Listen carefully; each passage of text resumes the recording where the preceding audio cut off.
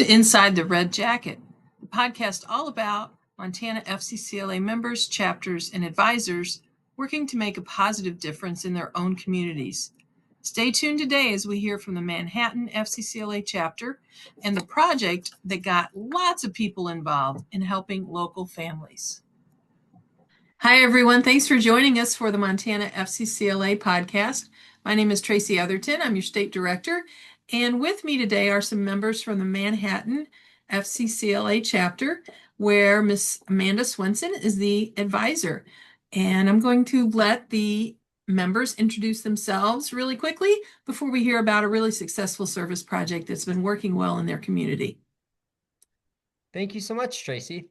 My name is Brock Romero. I am our chapter president of our Manhattan FCCLA chapter. I'm Ethan Romero. I am the vice president. And I'm Gracie Bassett, the vice president of service. So you guys have been doing a service project that helps, I think you said, the local food bank, and also kind of gets the whole community involved. Tell us a little bit about the food drive part of that. So for the food drive, we do it at our school.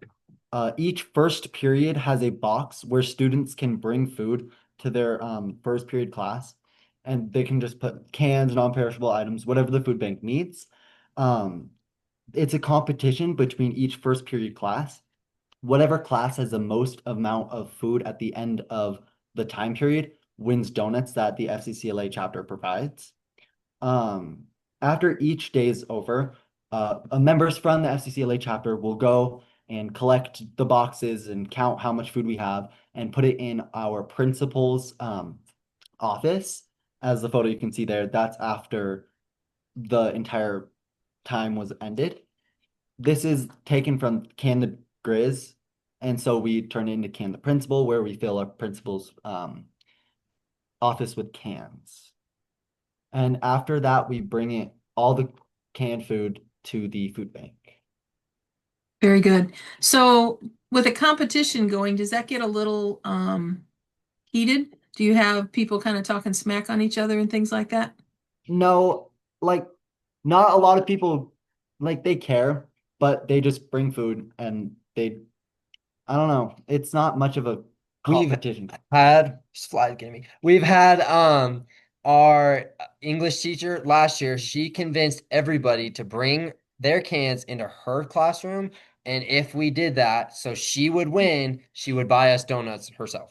So she's like, bring me all the cans that you guys have, and then I'll buy you donuts. So then everybody brought her cans and she won. So Nice. And yeah, it sounds like maybe you got double donuts then out of that one, huh? yeah. Excellent.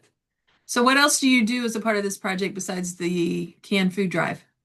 So another part of the project of the cans and stuff is we hold an annual right at the end we hold this annual swing dance where so first to make the swing dance we made a committee to figure out the logistics, which includes making a playlist, an admission fee, a volunteer list, and etc.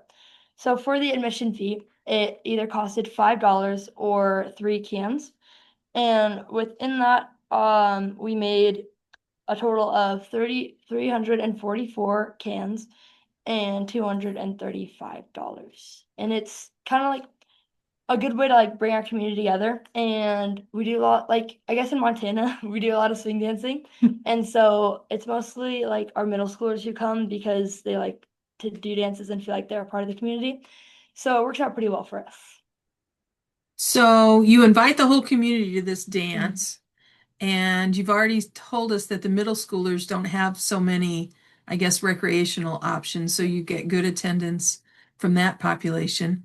Would you say you see a lot of other generations represented in the attendees as well? Like I said, mainly the middle schoolers or younger students, but we occasionally see some parents, but it's mostly our middle schoolers. We don't really see any seniors or high schoolers as much. Yeah, depends on the years. Very good. What about elderly folks? Does anybody's grandparents show up, that kind of thing? Not that I've seen in the 2 years that I've done it. Have you seen any elderly folks? A handful every year.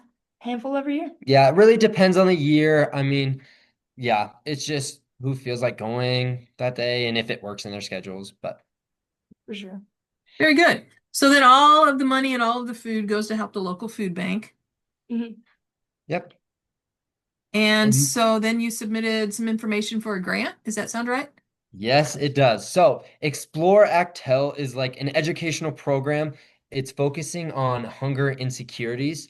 So, and they offer 30 grants throughout the nation, and they're partnered with FCCLA. So, they offer, I think it was 30 grants throughout the nation for projects relating to those food insecurities. So, we submitted this project. Um, we submitted it for the grant. So, you can submit any project that you've already done. So, we've done this for the last 3 years, and we decided that it would work really well for us to submit as that grant. So we did end up submitting it, but you can also make a project for it if you want to help in your community and just focus on those hunger insecurities. But so and those grants are due May 16th if anybody wanted to know, so they can submit some grants for those. But we submitted this grant and we got $1,250. We won at the national level, which was absolutely amazing. And then we are donating that money to the food banks in our community so we can help them and help just different people fighting hunger insecurities around our community. That's amazing. Um, I went to a meeting back in January. They call it the State Advisors um, Management Meeting, and it's always held in the city where they're going to have the national conference that year. And I actually got to talk to the director and maybe founder of Explore Actel. And she was this sweet, sweet little old lady. And the minute she saw my Montana name tag, she said, "Oh my goodness, we have so many great projects from the Montana people in our Explore Actel grants. So thanks you guys for making Montana look so great." Like she totally was impressed with all of you guys and she loves Montana FCCLA. So thanks for making me look good. That was Yeah. awesome.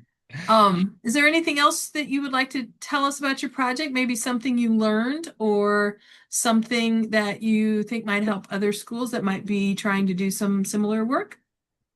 Yeah, absolutely. We definitely learned a lot. We just like helping out in the community as much as possible. And we like know that it's not easy for everybody to get that food. And just like we really liked seeing everybody's perspectives and like how to help the community better and like realizing that not, like I said, not everybody has those um that availability for accessible food. So we really like just helping them out and stuff like that. We also do go to the food drive to help out, or food bank, there we go, and to help out with stuff like that. So I'll let Ethan talk more about that. Last year we volunteered at the food bank twice. We did everything from packaging rice to dog food to sorting cans of meat. It's a great opportunity for our chapter to help out and volunteer. We have a lot of fun, as you can see in those photos. Just a really good time for us. This year we plan on volunteering at the food bank at least once a month. Um, like I said, it's a very good opportunity for us to volunteer and help those out who are in need. I love how you guys are turning service into a tradition in your chapter. That's a really great thing to get started, especially as you teach your younger members as they come up through their years in high school. Did you ever consider completing one of the National Program Award applications with your work? I don't think we have, but that's definitely something that we will look forward to this year. I don't know. Those are due in the spring. Without looking, I think March 1st is the deadline for that. And if anybody's considering that, they offer that not only in the community service arena, but in all of the national programs, there's a different award for each one. So things like Families First and Career Connection and Financial Fitness. We have a lot of chapters that do a Families Acting for Community Traffic Safety project as well.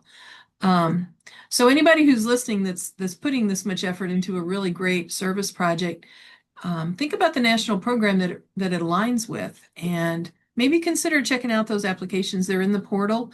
Your advisor should be able to help you get to those if you'd like to take a look. What else did you guys want to tell us about your project, or any last closing statements that I forgot to ask about? Really have anything? Do you guys have anything? No. No. Do you have any more questions at all, or? I don't. You guys did a great job sharing about your project with us, and I appreciate your time today.